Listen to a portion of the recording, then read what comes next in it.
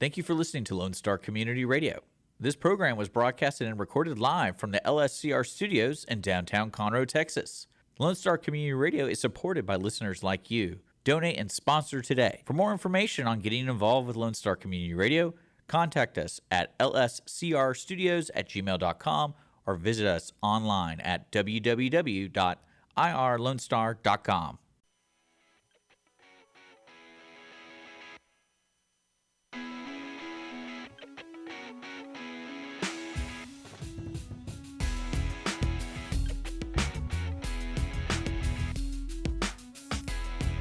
Like the dollar store version of your favorite podcast. It's the Audience of One show on Conroe's 106.1 and 104.5 FM, streaming on irlonestar.com and available wherever you tend to get your podcasts from. On today's show, we discuss what judges really think of you, a senator who really doesn't like movie previews, and a man who gets a very icy surprise. I am Andrew, maestro of the run sheet. Next to the guy who loves to be taken advantage of, it's Dick, pancake of the sea, Schisler. Almost didn't get that out. Here we go. And I said it right before the show started, too. And man, I swallowed wrong. I'll make it through. That's what she said. Right. Man, I got to thinking about that lady that you sat next to on the plane. Yeah. The pie lady. Wow. Think about this scenario. If you're like one of her relatives or family members, and she comes in with a pie that she has traveled overseas with, essentially, in a taxi. I don't know if it was a pie, but it was enough to where it had a box and it had the pastry string kind of thing tied around it. Mm-hmm. And it was big enough where it would take up a seat. Well, let's put it this way. It might be a cake. It might be a pie. It doesn't matter in this scenario if it's a cake, a pie. I don't really care. This thing went through airport security, went through a taxi, sat underneath her feet.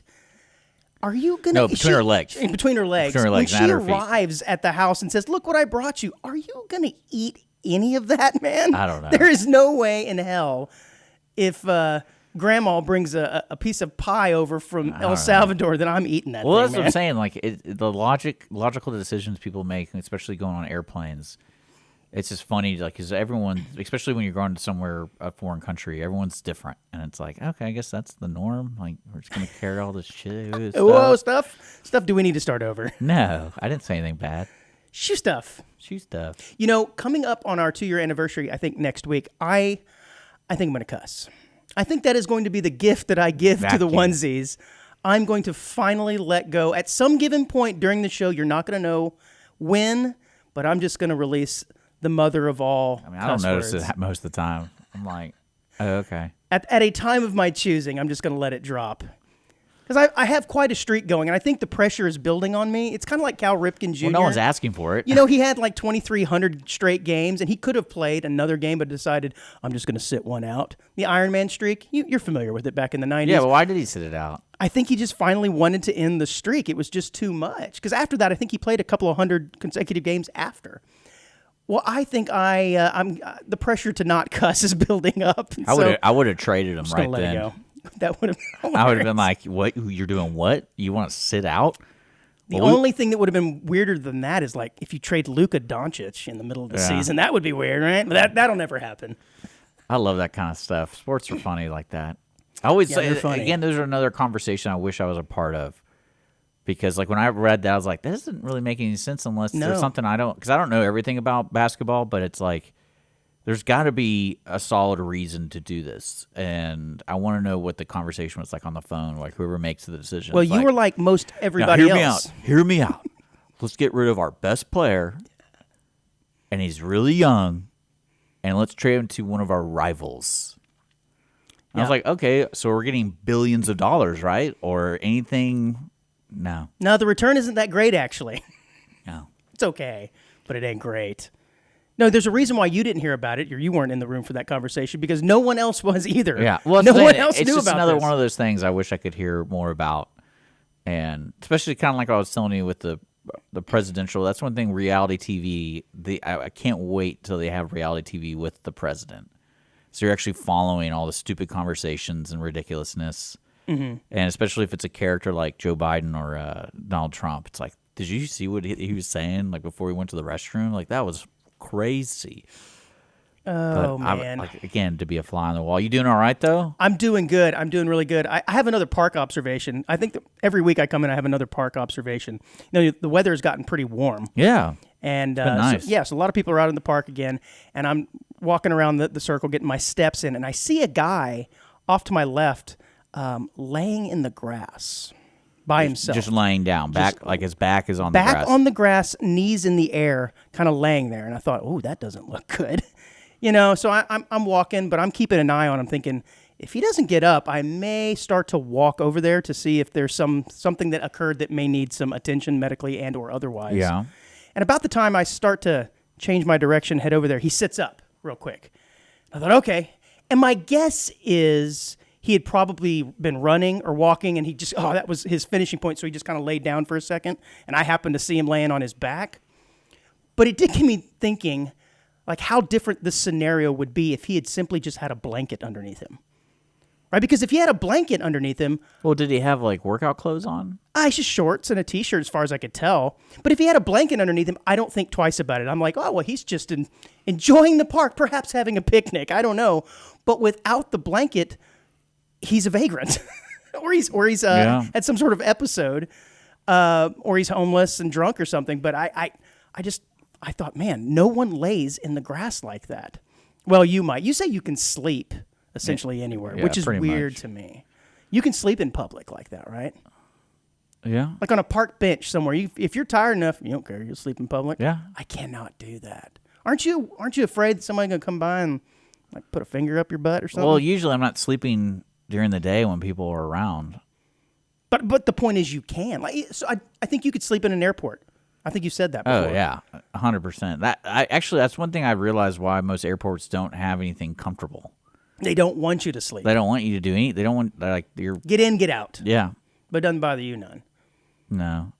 We used to sleep at church in odd places. I know you've said that before, too. Oh, that's how you got to train. Yeah. Train for what? No, I remember on the flight back, or I was waiting because we were there for like 2 hours, and I was so tired coming back to the States. I put my backpack up, and then I slumped down, put my feet on the backpack, and so I kind of had like a bed.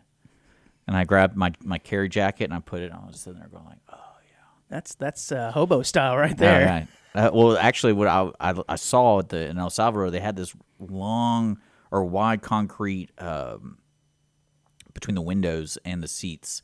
And I was like, oh, I could sleep on that.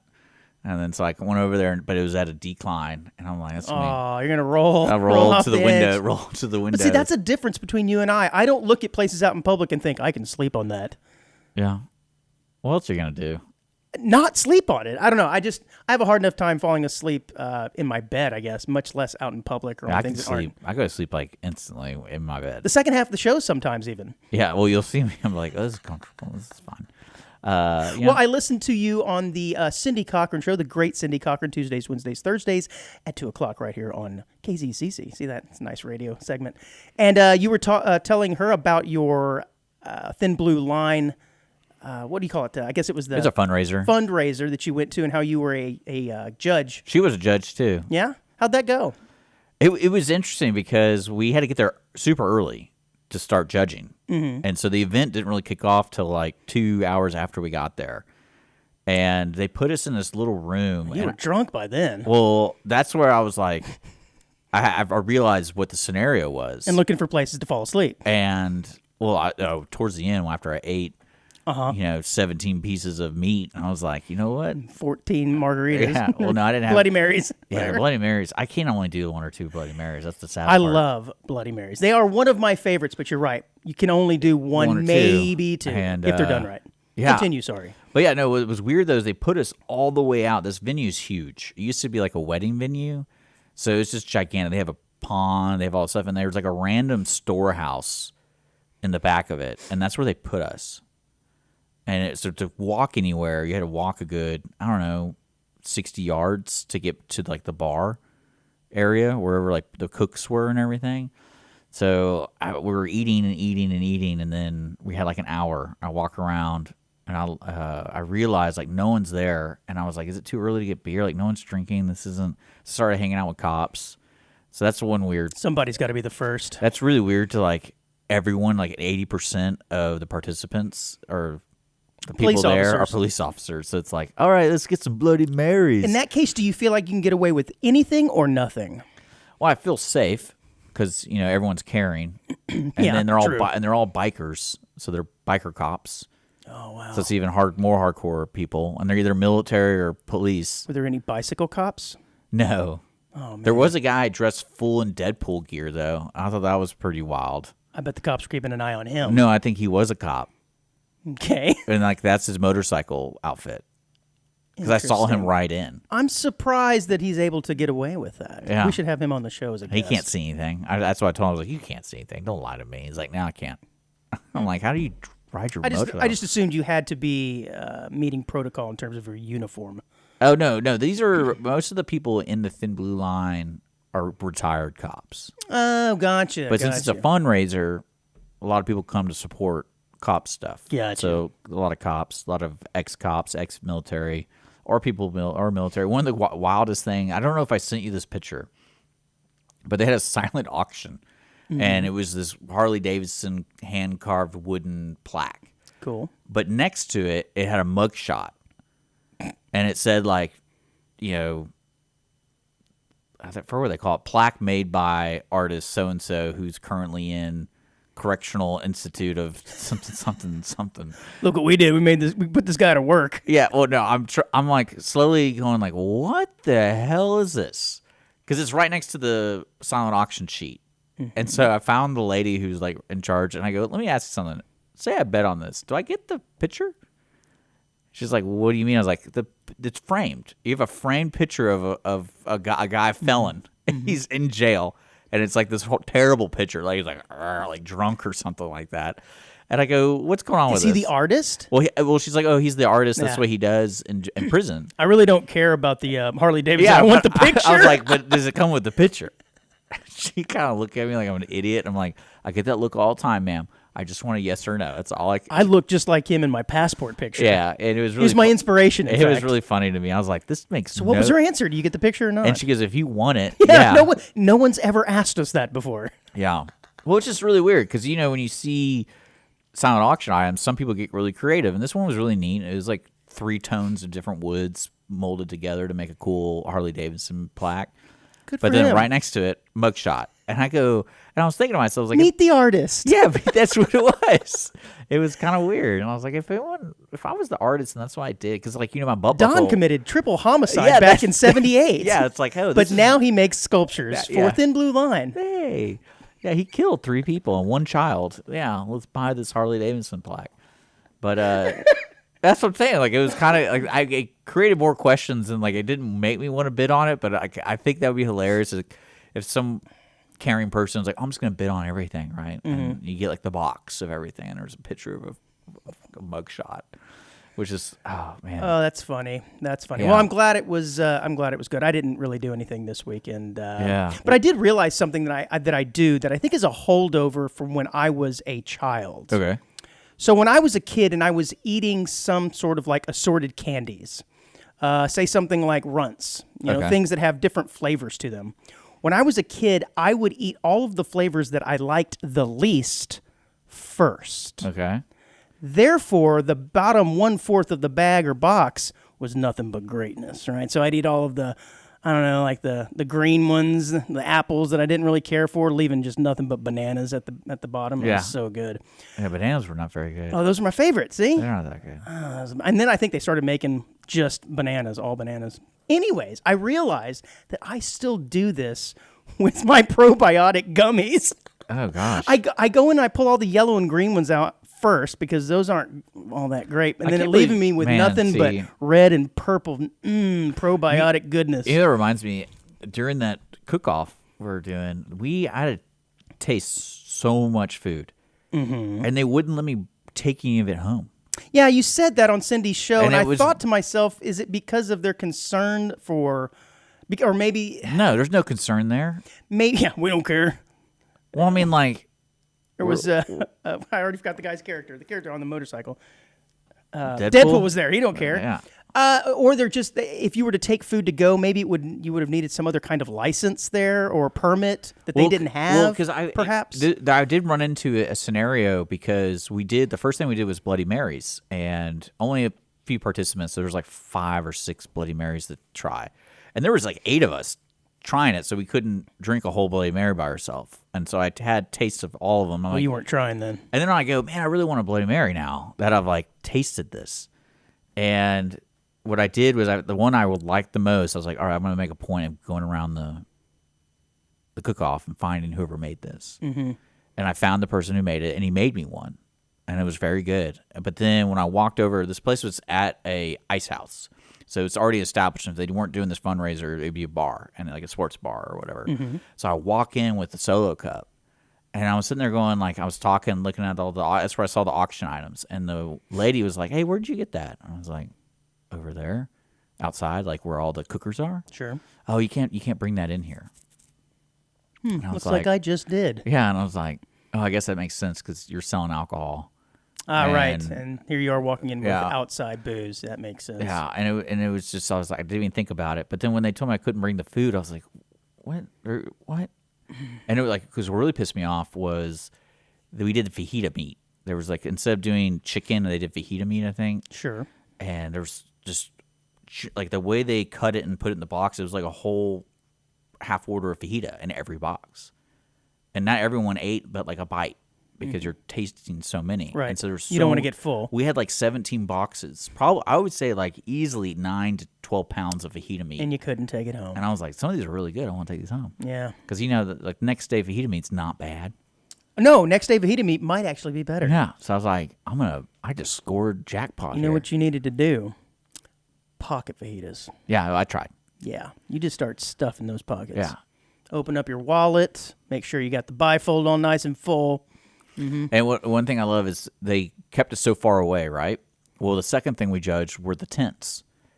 So when we were walking, tents? Yeah, you do like the themes of the. You judge those as well. Yeah, we're judging all sorts of stuff. So every cooker had their own tent that was decorated, and you were judging the appearance of the tent. All right. What I love though is the lady who's in charge of us was so serious. Mm-hmm. And then I remember getting out of the back room or the shed or whatever, and she's handing us clipboards and pens and like go around and look at the numbers and judge it. And I was like, why are we doing this second?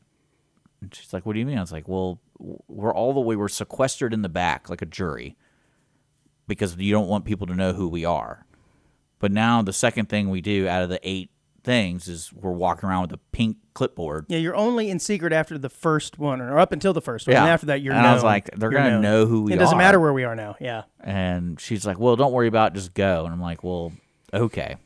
Well, you also, from time to time, will have a dip in your mouth. I was dipping the whole time. Exactly. So you could have stuffed some of those fajitas in your lip as well. Yeah. And no one would have been none the wiser. Could have taken that home when you got... Man, those fajitas were taken so with you good and taken it out when you Some got were home. Terrible, too. That's one thing I love about judging food. It's like, this is just terrible. Like, my favorite one was the one that won, the Bloody Mary, was like a piece of art. But it tasted so bad. And the one I liked was the one that had no effort into it, but a solo cup. Well, there you go. And a Bloody Mary. And maybe like... They weren't trying to distract you from maybe a celery stick or something. The Wells vodka they were using. It was delicious. And I was like, too bad that one didn't win. Because I went to go tell the guy. I was like, yours was the best, just to let you know. Everyone agreed that was the best one, but the way the point system works. Sure, yeah. Part of it was presentation as well. Well, he'll know for next time. All right, buddy, let's go ahead and kick off this show. This is Perfect Story just for you, Dick. Bills introduced by Oklahoma lawmakers seek to make changes to the state's cockfighting laws by reducing the penalties for participants or allowing robotic participation in the fights. Yeah. Now, I know that cockfighting is near and dear to your heart, so I thought this story would be a very, very important for you. But well, see, when you sent this is what I love about we have 50 states, and there's all these laws. And when I saw this as in Oklahoma, and it was spearheaded by an individual who's already a state representative. And that's correct. And I go, is this like uncle in jail because of this? Like, who came to him And he goes, because if you see the punishment, it's pretty serious. If you're in cockfighting in Oklahoma, you can go up to 10 years in prison. It's like a $25,000 fine. They passed a ballot measure in 2002 making it a felony to own, possess, or train or keep fowl with the intent of cockfighting and can carry 10 years or up to $25,000 fine. How big is cockfighting in Oklahoma? Excuse me? Cockfighting. How big is the cockfighting? How big is it in Oklahoma? Well, because now I want to go to Oklahoma and find the underground cockfighting ring. Well, Representative Justin Humphrey, this is the man who's introducing this. I want you to notice that law has nothing to do with only participants in owning the fowl. So if I'm in a room, just gambling on it or watching, cheering I'm not in trouble. Cheering for your favorite cock. Yeah, Big Bird, that's my favorite. Big Bird, yeah, large talons. Yeah. He says, and he wants to reiterate that he's not in favor of making it legal. He wants to reduce the penalty, making it a misdemeanor. Like he's spending his time doing this. But that's also encouraging people to do it. And I'm sure you're like, yes! Because Oklahoma's only, a 4-hour drive for you? 5 hour maybe? Yeah. Oh, man. You don't have to go to El Salvador now to get your cockfighting action No, I mean, because I love this idea that someone came to him and it's like, this penalty is just too severe. But what I don't understand, though, is lost in all of this. Yes, we're discussing cockfighting, blah, blah, blah. Robots. What? I like that. I don't understand. So you can have a robot chicken fight a real chicken, or are we talking just two robots? No, the way it said was it was like a practice, and then it has to ensure that the chicken won't be hurt. I don't know what you mean. So the only way I can understand it was people like raising these kind of chickens. We want to be able to throw the chicken in the ring and watch it fight something. Well, what if it's fighting a robot? It's not fighting a living thing.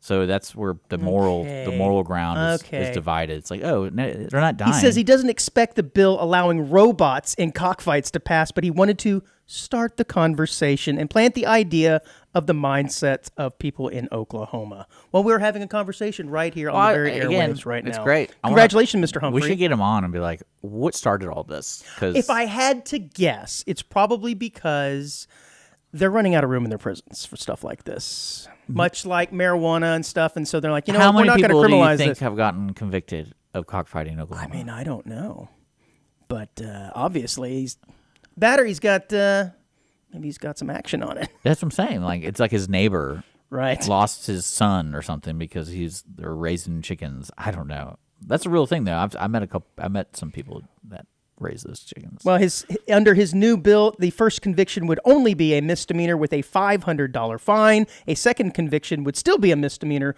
but with a penalty of up to a year in county jail and a fine of $2,500 or both. Third offense would bring penalty to felony status with a 2-year sentence and a $5,000 fine. I like it.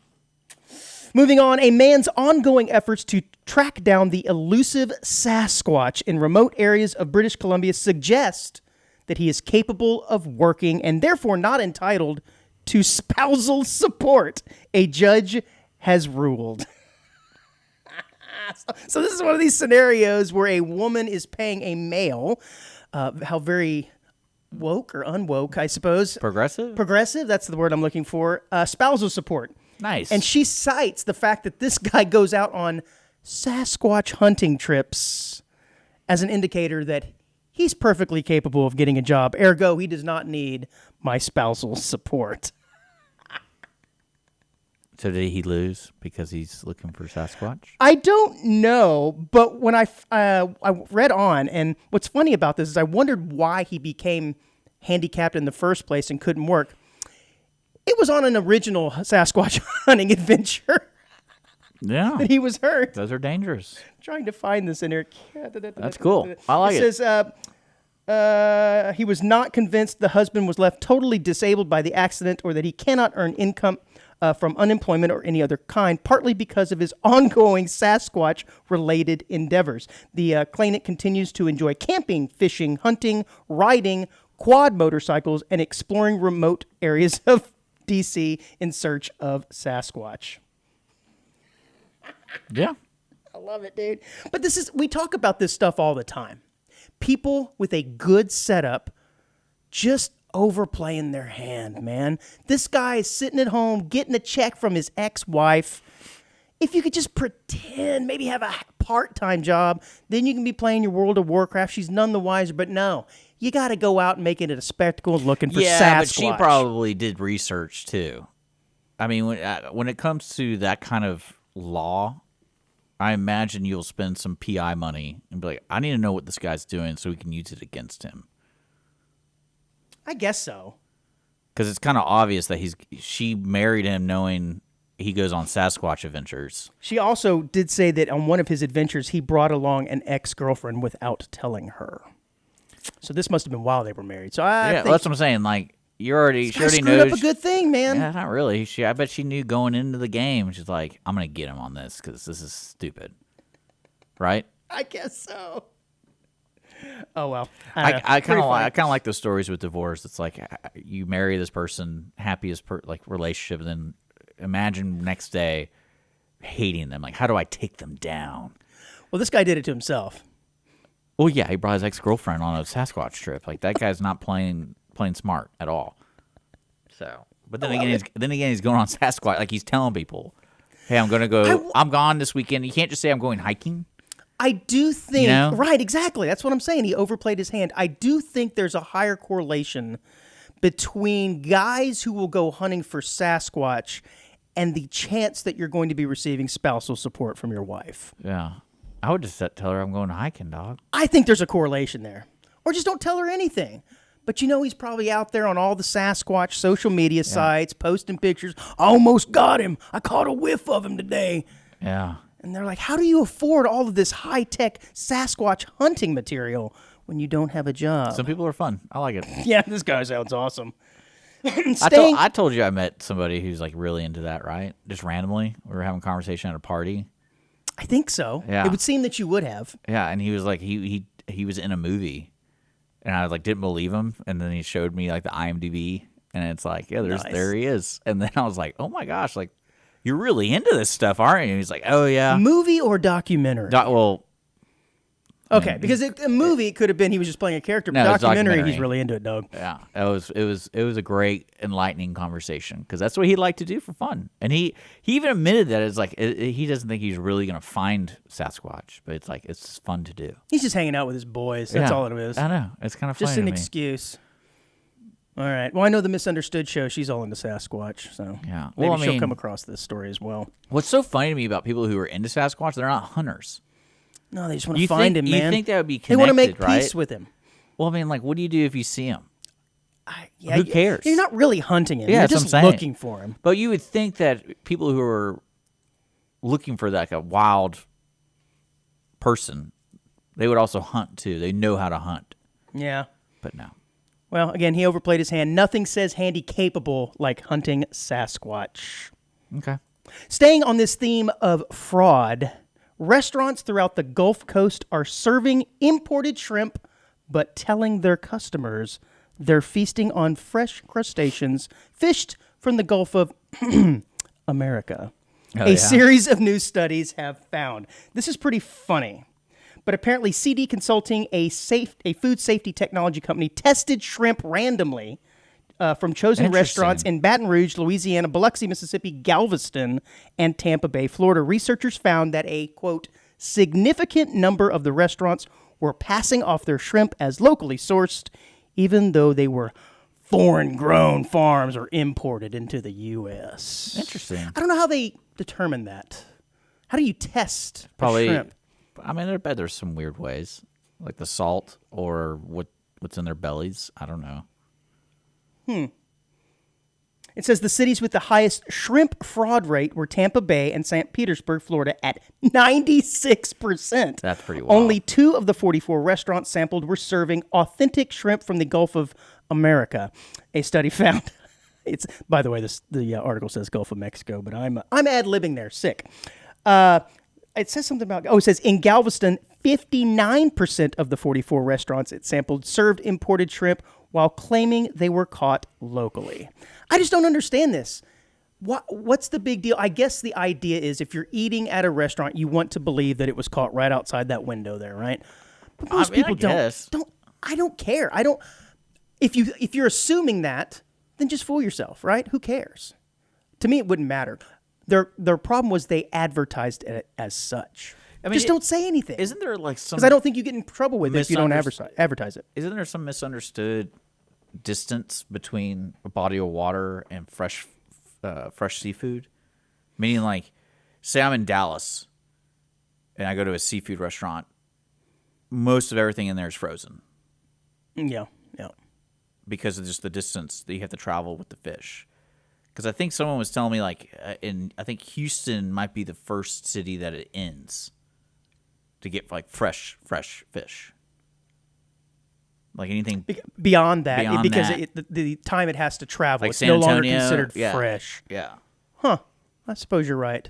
But like I said, I think their issue is they just advertise it as such. Just don't say. Just say hot, fresh, delicious shrimp. If you have to say Gulf of Mexico shrimp, well, now you're on the hook call for it scrimp, not shrimp. so to speak. Scrimps. Yeah. I'm down. An upstate New York judge has resigned after he got out of jury duty, claiming that he couldn't be impartial because he thought everyone brought before a court is guilty. Oh, that's smart to say as a judge. This is hilarious. First of all, I didn't think that judges could be called in for jury duty. Yeah. That's strange. Now, there was a lawyer in one of my jury duty cases in the selection pool, and he got out because he was a lawyer. In fact, the other lawyer's like, "Hey, man, what are you doing here?" He's like, "I was called." And of course, he immediately was dismissed. But this lawyer, no, rather than just saying, "Oh, I can't be impartial because this story reminds me of my cousin or something." No, he has to go, well, as a judge, I just believe everybody who's in here is guilty. Whoops. What do you think happened to old Richard T. Snyder? Well, I mean, was he elected? It doesn't say. Or was he appointed? I don't know, but he is no longer a judge. It says, who had been a justice of Petersburg Town Court for about a decade, left his post after being charged with misconduct by a state judicial commission. I mean, it is kind of, look, he's in a precarious position because a lot of people say they can't do jury duty because they're at work, but in his case, he's at work. So he can't use that excuse. So he's got to come up with something on the fly. Oh, geez, dude. But I guess if you're a litigator, too, and you've had this guy as your judge, and he found some of your guys guilty over the years, are you immediately thinking, hey, we can get this trial redone? Because in your mind, you just admitted everybody who's here is guilty of something. I think he just stepped in it.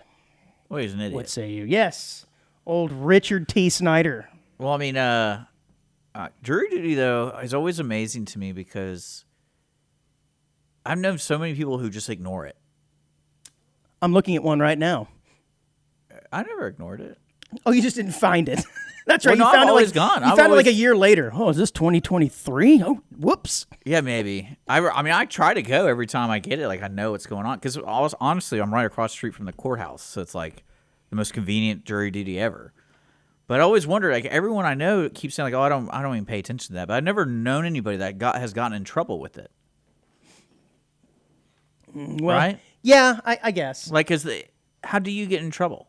Well, in his case, he tried to clear it up by saying, I meant they were guilty because they did something wrong. But they're not guilty till they come to court. They're proven innocent until proven guilty. Mm-hmm. Well, I mean, I think that response could be the same with a lot of people who go to jury duty. Right? Because most people who go to jury duty are like, yeah, they're probably guilty. Yes, but he's not. But you're not a judge. He's a judge. Yeah, but I mean, like, the whole point of being a judge is to be impartial. That's kind of the point. You take the facts that are presented in front of you and then make a decision, not just say, look, these guys are guilty. Yeah, I mean, whatever. It's still kind of funny that they have, like, I imagine the lawyer's response, like, I know you, judge. Like, what did you just say? Yeah, seriously. Are you sure you want to say that? Yeah. Take that back. All right, last story before the break. A Utah man reportedly told his friend that he could, quote, dodge a bullet. I believe it. Well, now he's dead from a gunshot wound, and his friend is being charged with manslaughter. Yeah. According to an arrest report obtained by KSTU, Dylan Treichel, a 23-year-old man, claimed to his friend, Ashton Jonathan Mann, also 23, while the two were hanging out on February 2nd, they were smoking marijuana and playing video games. Sounds like an afternoon with you. When the conversation turned to guns. The pair went out to their detached garage where they had two handguns. He said they unloaded them, and one of the guys said, hey, I can dodge a bullet. So they did this little thing like, when you're kids and you hold out your hands and you do the slap game and somebody pulls your hands away real quick. Yeah. And the person who slaps it gets a point or something. Well, what they did was he would pull the trigger and the guy would off to the side, and pull the trigger again. He said they did that like 5 or 6 times, and it was fairly clear that, gosh, I guess he can dodge a bullet. Well, on that 6th try, what do you think happened? Gunshot wound right to the chest. Whoops. This does sound like a something you're going to come up with when you're really high. Man, I can dodge a bullet. Yeah, it doesn't surprise me when people do that. That's why it amazes me. I like it. But the only witness here is now passed. How do you believe that this guy didn't have some kind Maybe of grudge? Just murdered him. Yeah, that's what I was saying. I mean, it's his word against whose? The dead guy. But again, I think it does sound like something 2 guys who are extremely high are going to come up with, so maybe we do believe him. All right, man, it's a pretty good time to take a break. When we come back, we're going to discuss a disturbing new trend in baby names right here on the Audience of One Show.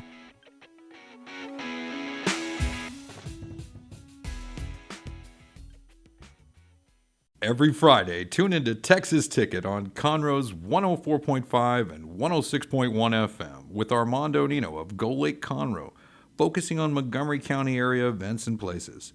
Get a feel of the Texas spirit at the event, paired with guest and vendor interviews, event coverage, and ticket giveaways, and so much more.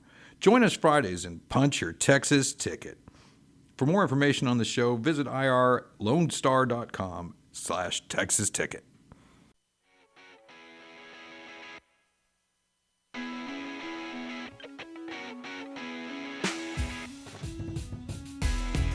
I know what you're thinking.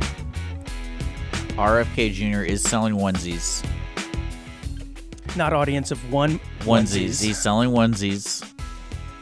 Well, he was. He's no longer affiliated with that company. Yeah. But he should be. You know why? Because onesies are a great piece of clothing. Oh, yeah. And great human beings. And he refused to allow me to buy you one. Yeah, I'm not going to get one. Not with your picture on it or something. Or like in the shape of a dinosaur or something. Yeah, what's wrong with that, man? But yeah, I don't know. We were talking about that off the air where there's a great sound clip of Bernie Sanders who sounds like the most typical old man. He's like, you selling onesies? Are you selling onesies to babies? Are you selling onesies to babies? And then that's us. We're the onesies. The listeners are onesies, sir. Yeah. That's fun. And I always enjoy people who talk about onesies because. Do you now? What was it? What's that? Doesn't typically come up in conversation. What is that QVC thing now? They call like Snuggles or something? Oh, the Snuggie? Snuggie, but they make a onesie Snuggie now. Yeah, I know, for like multiple people, 2 or 3 people. I don't know if that's real or if that's a gag gift because we did get that from my father-in-law one year where it was just an empty box. And it was a 3-person Snuggie. And it was a joke box, and it showed the people like riding a 3-person bicycle wearing the Snuggie. And he just kind of looked at it and set it off to the side. Tried to pretend that he was excited to get it. And finally we had to say, why don't you open it up? Of course, there's nothing in there, or it's a gag gift. Yeah. Or we put like a gift card or something in there. But he really thought he had gotten a 3-person Snuggie. I mean, whatever. Oh, man. But yeah, now we're back here at Audience of One, second part. Just a quick reminder to everybody, you can always send in your funny articles that you find at audienceofoneshow@gmail.com or look us up on social media. And we're here every Friday at 10 a.m. with a new episode on our stuff. That's right. Welcome to Audience of One Show, Dick. I'm Andrew, your host. Oh, shoot. I forgot what we were. I kind of fell asleep behind me. Oh, man. I saw this story the other day, and I don't think we can cover it here on our show because, let's be honest, neither you or I are smart enough to get into detail. Maybe our onesie audience is, but apparently... Does it have to do with the Gaza Strip? No Gaza Strip, no politics. Did you hear the story? I am going to talk about it, but we're not going to get into depth on it because we will quickly get in over our skis. I like it. Did you hear about the 2 teenage girls from Louisiana who apparently have proven the Pythagorean theorem only using trigonometry? This sounds like a terrible thing to talk about. It's actually really fascinating, but as I was reading through it, I'm like, I want to cover this, but it's just way too in-depth. But apparently for 2,000 years, the Pythagorean theorem has stated that in right triangles, the square of each of the two sides equals the square of the hypotenuse based off of whatever, right? A squared, B squared, C squared. Logic, I guess. And somehow these two girls said, we're not having that. And they set out to prove it using only angles. And for 2,000 years, no one has been able to do it. And apparently these two girls have. So what does that change? I have no idea. But first of all, I guess they were in high school. You take this up to your teacher, they're probably infinitely smarter than the teacher. And the teacher's probably like, okay, cool. Bro, cool story. So they took it to some math conferences and presented it. And did they bring it to the Guinness Book of World Records? Way to go. You're in the book. So all I say is, onesies, look it up. It's a pretty fascinating story, but two girls that are infinitely smarter than the two of us yahoos sitting behind the microphones right now were able to prove the Pythagorean theorem using only angles, i.e. trigonometry. I mean, did you grow up with that theorem on the top of your head all the time? Like, I wonder if that's ever going to be proven a different way. Yeah. No, I'm going to be honest with you, Dick. No, I'm the guy who eats all of his least favorite candies first. Yeah, that's true. I'm not thinking about Pythagorean theorems. So I'm like, whatever, dude. Well, apparently it was, again, thought to previously be impossible. I would say a weird thing I do. Excuse me? That I do is I cut all of my food first before I eat. Oh, no. Please don't tell me you do that with steak, too. I do it with everything. No, that makes the steak cold. What are you doing? The only reason I do this is I don't want to mess with the knife. I want to get that business out, and it's off my plate, so I have more room to move around. That is a cardinal sin of eating steaks, man. You do that with hamburgers, too? I mean, I cut my hamburger in half. Oh. Do you cut your sandwich lengthwise or diagonal? Diagonal. Okay, all right. Lengthwise would be... That's like I think that's suicidal. Yeah, dude. I think the people who cut it straight across, like hamburger, they wear Jeffrey Dahmer glasses. Yeah, well, I mean, I don't think it really matters. Like I've always loved when I grew up, my friends who get their crust cut off, and I'm like, I don't care. I just want to eat. Like, I'm hungry. And then with the steak thing, the reason I do that with my food is because like for some reason I really don't like putting things down and picking them up multiple times. Like, let's just get this over with. And then I'm done with that, and then I can just eat. And I'm a slow eater, but I know if I'm hungry, the steak's gonna be eaten in under 10 minutes. I'm a slow eater too, but no, man, you gotta cut up your food one bite at a time. No. Yeah, then you put a pinky in the air as you do it, looking very regal.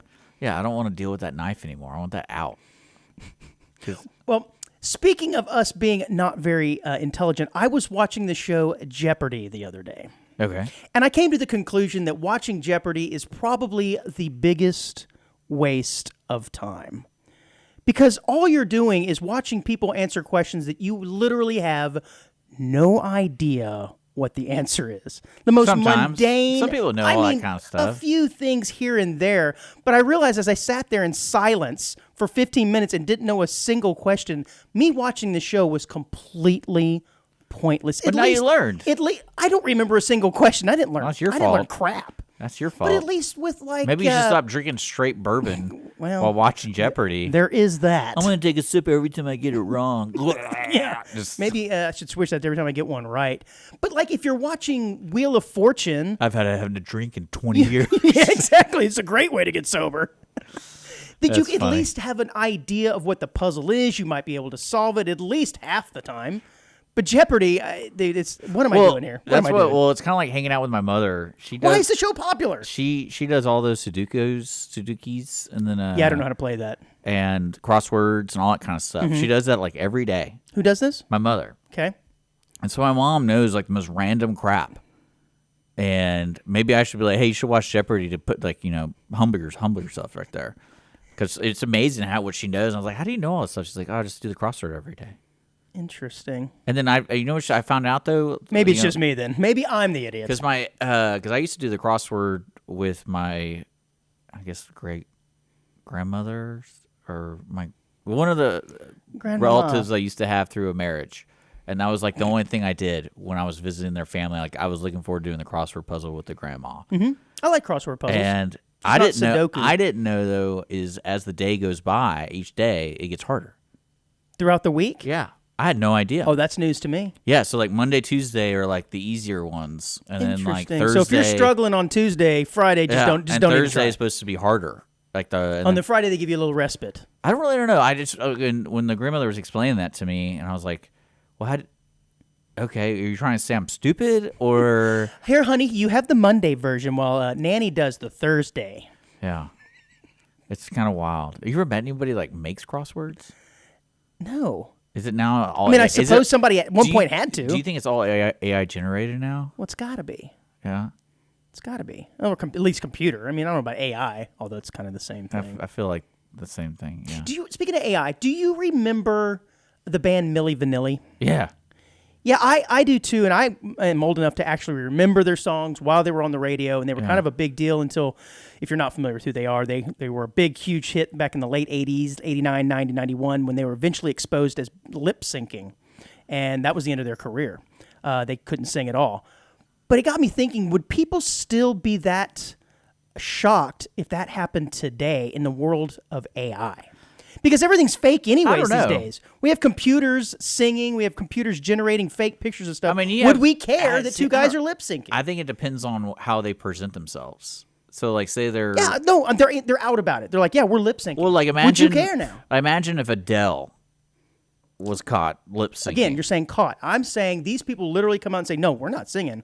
We just get up and dance and lip sync. Oh, yeah. Well, they had a TV show with would air guitars. Society be more willing They had a TV to show accept it? To judge people about lip syncing and air guitaring. My point exactly. But that's like, oh, let's just watch celebrities do stupid. That's why I wish Fear Factor was still a show.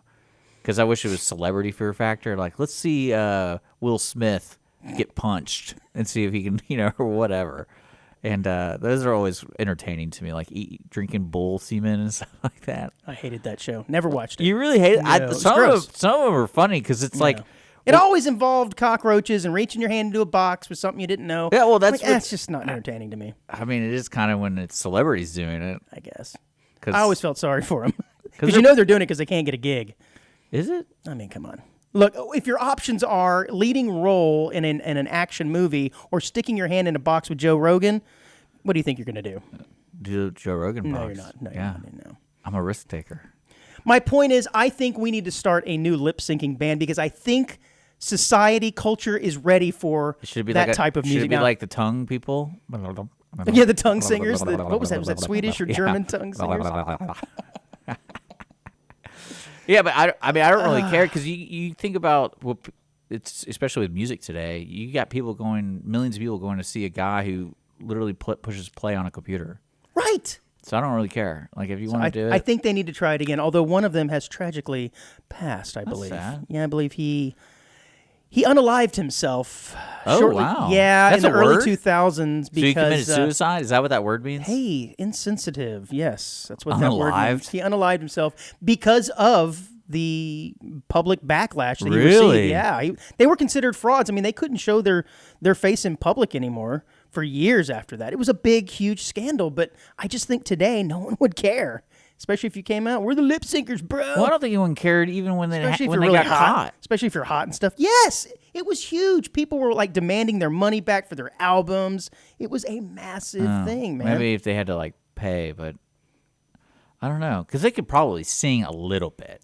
Well, they tried. So the thing is, they tried to pass it off as well. We still can sing. Like, how bad was it? It was bad. You have to look it up, man. Like, was it like another person actually singing it? Yes. Oh, okay. It was two. If I remember correctly, and you can probably look this up, it was two heavier set bearded guys who were the actual white, who were the actual voices of Milli Vanilli, and of course, Milli Vanilli were, I don't know their ethnicity, but they were dark skinned, long braided hair.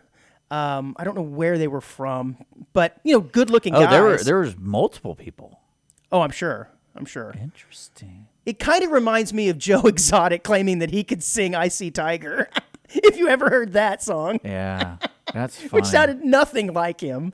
Joe Exotic, and I wrote this song, and then it sounds like Garth Brooks singing. What's one of his favorite? "Friends in Low Places" or something. Are you trying to tell me Chris Gaines is Chris Gaines. He's R.I.P. to Chris Gaines. And, Garth Brooks in a little bit of trouble these days. I think he had some allegations lodged against him here recently, did he not? The last few months. Did he? I think so. No idea. I think so. Did I make that up? Anyways. Yeah, who cares? Yeah, all right. Hey, were you ever into, as a child or young teen, into Auto Trader magazine? Man, I think yes. I loved Auto Trader magazine. I used to get those things all the time because they were always free. So as a teenager, you had no money, and you could pick them up free at the door of like the 7-Eleven or Circle K or whatever, and you would just dream about that square body Chevy that you knew inevitably one day, oh, bro, I'm going to own that. Look at that. It's got a 3-inch lift and a 454 small block. Hit me in it. Let's see the most expensive one I can find. We're going to get you a convertible. Okay. What's that? What are you talking about? I'm on Auto you're Trader. on Auto. Yeah, but see, it's lost something now.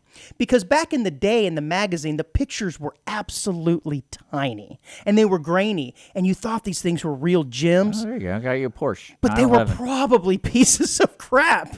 And we had no idea. But now, you've got all these Carfax at the end of your fingertips and clear 3D or 4K pictures. Back in the day, man. What are you looking at? You're smiling. There's some cars on here. Well, yeah, it's a legit site. I got a $2.5 million 2015 Porsche 918 Spider. Can you imagine driving a car like this? Look at this. Look at this car. It's on Auto Trader, nonetheless. Yeah. Do you think that electric cars will have the same? Okay, here's another scenario. I'm going to give it to you. Okay. All right, so I'm going to show this car to people. All right. So would you let me buy you this car? Yeah, this is an exotic car we're showing. Okay. I buy you this car, but every time you drove it, you had to take a Blue Chew or you had to take a Viagra. Every single time. I'm looking for the downside. That's right. I think I'd just be ready for whatever comes my way, especially in a car like that. Yeah, but that'd be such a weird, inside The only thing. concern I would have is that I might reach for the wrong gear shift. Okay, let me think, because I feel like the Blue Chew, that's a little too much TMI. I think that's a little too visual. Do you think that electric cars will have the same restoration appeal that gasoline cars have in 30, 40 years from now? So is someone going to be like, dude, I'm restoring an 07 Tesla? I don't think so. Maybe. I don't really know, to be honest. Yeah, I don't know either. Just a thought I had. Well, I think what you have to have is you had to have a certain model that was widely popular, and then it discontinues, and then 20 years later, it's like, oh, hey. Because to me, Teslas all look the same.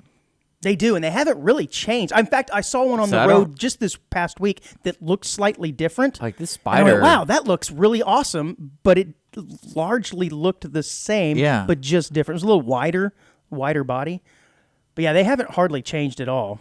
Yeah, I don't really, because one of our bowling buddies is selling a Bronco, like a newer one? 94, I think. Was it Ooh, 94? that is the OJ year. Was it?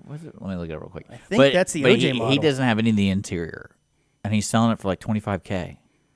Yeah, and I was like, how is that $25K where it doesn't even have any of the interior? Yeah, it doesn't have a dash, doesn't have anything. Parting it out, essentially. Yeah, they're basically collector's items now, and I just don't think that electric cars are going to have that same collector appeal to them in 30 or 40 years. I could be wrong.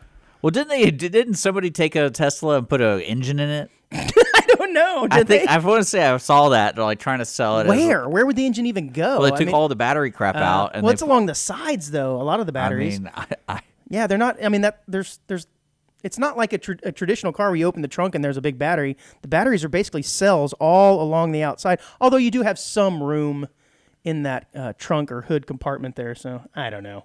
Yeah. But no, you're right. I don't really know. Because I know people who have their Teslas like their Teslas, but then it's also what I fear for is we're going to get into the subscription model of cars. Yeah. Yep. Since it's battery driven, so it's like, hey, you're just going to pay $100,000 for 3 years, 4 years, and then you'll get a new one. Whatever it is. I can see that people who don't care going for that. Yeah. Well, people already lease their cars, so it doesn't really matter. Yeah, they don't drive them for very long. Yeah, because I never really understood leasing cars. Mm-hmm. Never fully understood it. Well, because I understand the convenience of it, but then it's like if you're going to lease a car, why don't you lease a Porsche? It's still going to be more expensive. Oh, it is? Yeah, for sure. Because that's when you just do the handbrake the whole time. Well, that would be considered excessive wear and tear. Oh, they don't know. Oh, they do. Do they put cameras in it now? They probably do. Yeah. No, leasing is just if you always want to have a new car, always be under warranty. You lease a car. Now you're always going to have a car payment, but you're never going to have to worry about having an older car. That's what I'm saying. I get it. It's all and you're not putting money, quote unquote, into a depreciating asset, although you really are. I mean, it's just a very expensive bus ticket that you have to manage. That's exactly right. I like it though. What car would you get? Would you get a Tesla? No. Are you talking about a regular car or electric car? Yeah. Just any car? Any car. I'm kind of smitten with the new GMC Denali pickup trucks. I like those. One of my buddies has one. And the regular Sierras are pretty nice. Too nice. They're pretty darn nice. I also like the new Ford Broncos, 2-door. I like those. But other than that, I don't know. I'm not really focused on automobiles as much like I used to. Yeah. Like when I would open up the Auto Trader and just drool on them. Oh, man. Yeah. Look at that. I don't know what kind of car I would get. Who cares, though? A Ford Maverick. Yeah, I get a Ford Maverick, dog. Oh, yeah. Did you hear about the story of Mansfield? I forgot to tell you something. Okay, tell me. So there is a downside to... Don't try and start the show again, Andrew. Shame on you. Committing genocide against squirrels and rats. Uh-huh. So now, like today, I was walking my dogs on the property, and we're having fun, and I'm cleaning some stuff up because, the freeze is kind of over now, so I'm taking care of some of the stuff. Mm-hmm. It's gotten hot, so I'm kind of checking all the plants and making sure whatever. Next thing I know, they found all the bones. Well, that means you killed them, or killed some of them. And, I freaked because they're little bones. And I'm like, my dogs are going nuts over here. I'm like, what are y'all doing? Probably choke on them, too. Yeah, and there's all these leaves. And I was like, what's going on over here? And I just found like 6 dead. There you go, buddy. And so I was like, I was kind of happy. It was already in bones? Well, it's like it was decomposing, and then because the reason I found it was one of the dogs had a shoulder bone, and it was just this flat. And I was like, "What are you chewing on?" Because I couldn't see it out of the mouth. I was like, "It's chewing on something." I grab it. And, of course, she did not want to let go of it. I bet. No, they listened to me because I punished them severely if they don't. Right. Yeah. Well, now you know you got at least the first round. Oh yeah, it was just really funny to me. I was like, I found like a graveyard, and I was like, I gotta clean this up. So they're all together. Yeah. They were scattered along the fence line. But okay. Well, congratulations. I dug them up and I threw them in a trash bag, and I was like, so if you're going to kill some things around your property, make sure your dogs aren't yes, or eating the poison. Well, I made sure of that. I was very careful with that. Did you hear about Mansfield, I think it's Mansfield, Texas, resident Tad Crossland is one of the first patients in the United States to receive a successful lung transplant. Way to go, dude. With the help of the new lung preservation technology. The, quote, lungs in a fridge tech can keep the lungs intact for up to 18 hours compared to about 4 hours when it is kept on ice. So, say you get a new lung. Mm-hmm. What are the mental games you go through with that? Like a new heart. Or like a new whatever. What do you mean kidney. Mental games going, oh my God, this is my lungs. Well, because as you get older, you're like, oh man, I feel off. But say you have a new lung, and then 2 weeks later, you're like, oh, my chest, is that the new lung? I imagine there are some pains, dude. Yeah. Well, not 2 weeks. I meant 2 years later. Oh, I imagine the rest of your life is slightly off. Oof. But what's interesting is they say he underwent a double lung transplant. Now, again, staying on this theme of I'm not too bright, we have 2 lungs? I thought it was just one lung that we put the word. I know it has an S on the end of it, but I thought it was like genes. It's a pair of genes, but it's really just one genes. So he went through double lung. We always had 2 lungs. I thought it was just one. No, it's 2. I mean, I guess technically, that's what I'm saying. If you ripped it out from the top, it'd be connected. But it was a double lung, which means there have been some people who did the single lung. No, this guy went for the full double lung transplant. That's scary. That is scary. But I always wonder that. It's what's the warranty on this? Right? How long? Well, because my brother had a kidney transplant with my other brother, and now it's been 10 years, and now he's looking to get another one. And I was like, well, I guess I got to get tested now. Just for fun? Well, no, it's just apparently they don't last that long. This was so great. His body. I get it. So it runs. It only has a there's a shelf life with the new kidney. No, wait a minute. So he's running through them faster than, say, had that organ remained in your other brother, right? Yeah. It's probably would still be good, but once it goes into your other brother, he just runs through them. Yeah. Why is he so rough on kidneys? Well, he got electrocuted pretty severely when he was in his 20s. This is the one that had the electrocution. Yeah. Yeah. He was being very smart that day. And this is the guy who also pretended that you got electrocuted. And No, that's my other brother. Your limp body. That's my other brother. But no, I was thinking, I was like, man, that means like, wouldn't you day one start thinking about the new kidney? Like, whose other kidney am I going to get? Because I literally have. Yeah, because you know it's got a shelf life. You start eyeing everybody. What do you eat? What do you eat? Well, that's what freaked me out drinking? the most. You drinking plenty of water? I was talking to a while back with a doctor. He knows what you drink. He doesn't want your kidney. Well, no, when you get cancer, it never goes away. Ever. Even if you get cured. Well, dude. It never goes away. What the hell? Don't be telling people that. I never knew that. I was like, because in my people mind. ringing the bell all the time, bro. Come on. But don't technically, say that. it never goes away. And I was like, damn. I don't know about that. You don't tell people that, right? He's like, oh, no, we don't. And I'm like, good. Oh, don't say that. But yeah, I never knew that. Because it's just in remission. So like, and I, me being an idiot, it's like, oh, I thought it was cured. Remission is one of those words I only hear when someone's talking about cancer.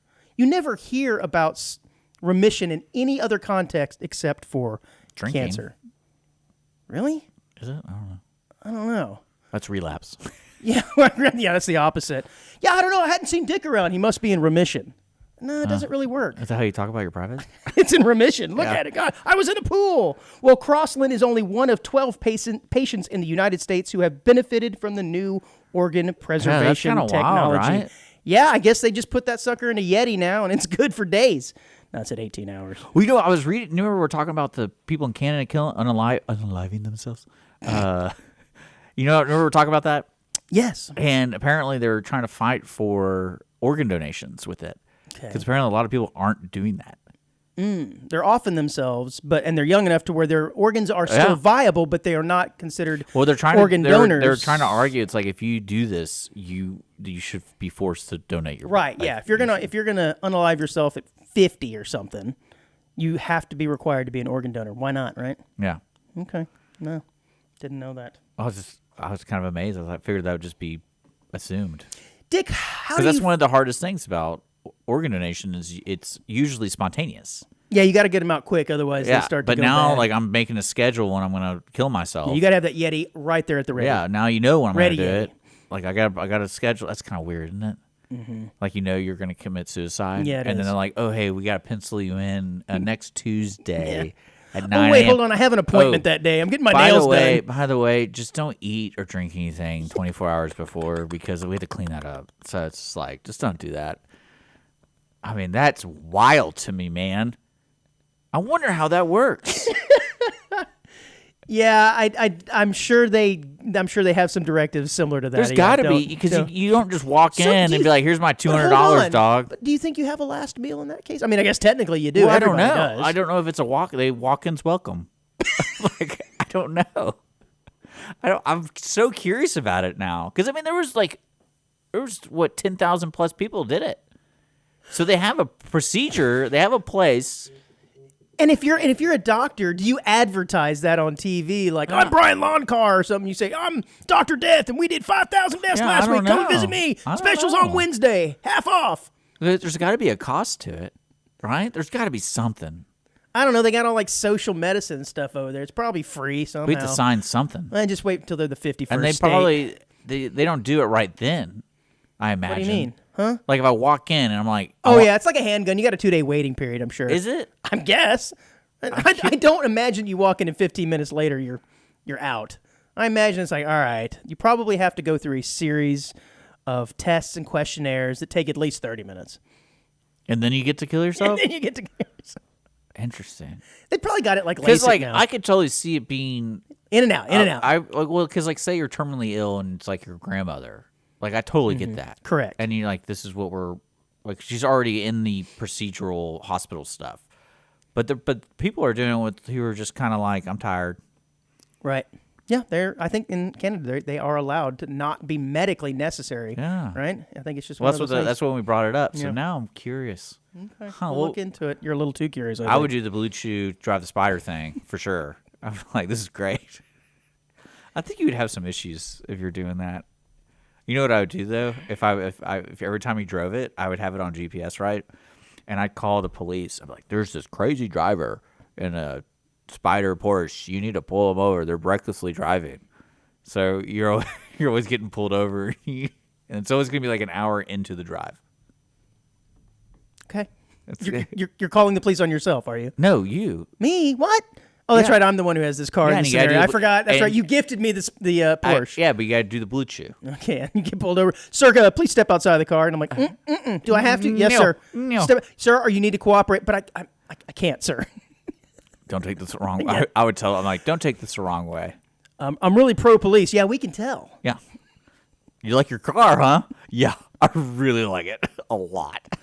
Isn't that person we talked about in the first couple episodes, people sleeping with their car?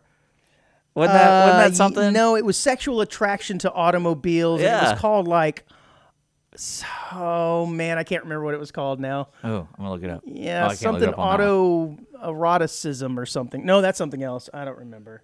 All right, look it up. Well, Dick, I was going to ask you, are you a fan or do you like previews before movies? Well, it depends. When I was younger, I hated them, man. I was like annoyed by them. As I've gotten older, I don't mind a good preview or two, especially if it's something I'm interested in. But I will admit, it seems like they've gotten longer and longer, to where now there's 6, 7, 8 previews before. And it's like, come on, get to the good stuff. I want to watch Barbie. Yeah, well, I mean, like, when's the last time you were in a theater? I don't know. Yeah, who cares? Well, I know you're a movie guy, so you would care. Senator Martin Looney of New Haven. All I care about is start time. Thank you. State Senator Martin Looney of New Haven proposed Bill 797 in an effort that would require each movie advertising or listing to include and separately list the scheduled start time of the movie, again, trailers, and advertisements that precede the advertised or listed movie, and a separate advertised movie listing. See, this is me if I was in any authority of power. Uh-huh. Because I'd be sitting there upset about something like, I can change this. Yeah, this guy's got a bug up his butt about movie trailers. Him and that other guy. It says, it seems to be an abuse of people's time, the lawmaker said. What would you change? It's like, say you're a lawmaker in the state of Texas. What would you change? Oh, man, that is way too wide open. That's way too wide open. I don't know. Let me get back to you on that one. I don't know what I would change. Well, that's... Price cap on avocados? Eggs, bruh. Eggs. No, I'd rather eat avocados. I had avocado today. Anyways, I just think it was so I think good. It's pretty interesting. This guy saying, "Nuh-uh, man, we got to have a law that says exactly what time this movie starts." Yeah. And you know what? I kind of like it because, when you're like, "Oh, this is a 4:20 showing" or whatever, it doesn't start till 4:50 because you got 30 minutes worth of previews of all the Marvel movies coming up or whatever. If I was in that judgment area, I'd be like, "No, I'm voting this down. I like the mystery." That's great. Well, Dick, there is a small but noticeable trend of parents using weapons-inspired and more broadly aggressive names for their sons. Sophie Kim, the editor-in-chief for blah, blah, blah, blah, blah. Many of these names first appeared on the baby name charts in the early 2000s, including Wesson, Caliber, Shooter, and Trigger. But apparently this is a new trend where parents are naming their boys after aggressive and or violent tools, like, is this my son AK? You know, it's funny. Have you ever met a Trigger before? That? Someone recently goes, "Oh, is that Trigger you?" Mm-hmm. And it was while I was in El Salvador. And I was like, no, it's bleeping annoying. I wouldn't call it triggering me. It's annoying. Yeah, trigger is just a word of choice. But it's just so funny. Like, it was just like, didn't even hesitate. Is this triggering you? What? No, it's annoying. It says some of the other names include Blade, Cannon, Remington, Colt, Ruger, Winchester, Arson. This is my son Arson. That's pretty, I have to admit, that one's pretty good. Cutter and Dagger. I do think I would like to name my next born son Machete. That's right, this is Machete. But you can call him Machete. Oh, that's good. Interesting. I like people's names. They're fun. Yeah, man. What's so funny about Social today? Social Security Administration is seeing a rise of these. Yeah, what's funny about today, though, it's like you can just change your name. You don't have to really physically go to the It's what you Social Security. identify as. No, I think legally you still got to go to the Social Security thing. I mean, colloquially amongst your friends, you might be able to be like, "Hey, man, just call me Machete, bro." Well, every young person, like under the age of 20 I meet, they're like, "Is your name really Dick?" Like, your name is awfully aggressive as well. Oh, I like it. Yeah, Blue Chew. No, like that happens like all the time now. If you're under 20, like my nephew's friends and stuff, is like, "Is your name really Dick?" I'm like, "Yeah." It's like, "What does that mean?" It's not that way on your driver's license, though, is it not? No. It just says Richard. Yeah, but no, but it's like, but who cares? You just say like, "Oh, my dad named me Arson." It's pretty awesome. But I didn't want to be that, so now I'm just Chuck. Like Gulf of America. Yeah. Blake McPhee was restrained and allegedly becoming involved in a fight at the East Village Pub and Eatery in Fort McMurray, Canada. The fracas spilled out onto the street where temperatures had plunged to below freezing. During the struggle with police and security, McPhee's trousers and pants fell off. Unfortunately, his manhood got stuck to the icy pavement, and McPhee was stuck to the ground for around 20 minutes. It's kind of like the guy that you saw in the park. Police and security guards had to force the man up, leaving some skin behind in the process in the order to remove him from the ice. That sucks. What's funny about that is like, the officer's like, hey, there's a couple ways we could do this. The easy way or the hard way? Yeah. It's like, okay. I just thought that was funny. Not much to the story other than watching that occur. It's got to look like some sort of, Curb Your Enthusiasm skit or something. This guy gets into a fight and loses half his manhood in the process. He'll just get a new one. They grow another one. This is true. On the back of a rat. All right, I think it's probably a pretty good time for the quick hit here at the end of the show, if my calculations are correct. Dick, do you know who Harvey Ross Ball is? No. He was an American commercial artist. Cool. And he is recognized as the inventor of the popular smiley face graphic. And you know the one I'm talking about, the big yellow one with the big smile, which became an enduring and notable international icon. He never applied for a trademark for the iconic smiley image and only earned $45 for his efforts. Ball later then founded the Harvey Ball World Smile Foundation in 1999, a nonprofit charitable trust that supports children's causes.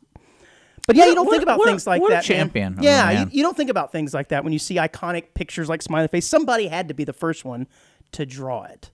And now there's, emojis and things, and somebody had to have created that. They probably didn't make any money off that either. Isn't that like kind of the play on joke in Forrest Gump? Right, yes. Okay, that he actually became the guy who made the smiley face by, I guess that would have been Harvey Ball in the pickup truck or whatever that drove by and gave him the rag because he had gotten mud splashed on his face. Cleans his face and hands it back to him and sees the smiley. Gets the idea for the smiley face. Yes. Well, that's wonderful. I'm glad that he didn't get mad about people taking it. Probably lived a happy life. Sure did. He didn't get his private stuck to the ice. He did not. Karma comes back, dog. Karma police. All right, buddy, that's all we got time for the show this week. I mean, if I was that cop, I'd be like, what did you do in your past life, dude? Like, why are you stuck to the ice with your privates? Just hanging out here, just hanging out. Well, I mean, I could see myself happening that to me because this is why I give the story. Yeah, I'm sitting here taking a leak and then I slip and I hit my head and I get knocked out a little bit. Blue Chew. And I wake up, I'm like, oh no. Oh no. All right, guys, we'll see you next week. I would do this though. Before they release me, I'd be like, gotta take a picture of it first. My friends aren't gonna believe I'm stuck to the ice. That'd be hilarious. See you guys, onesies. Bye. Bye.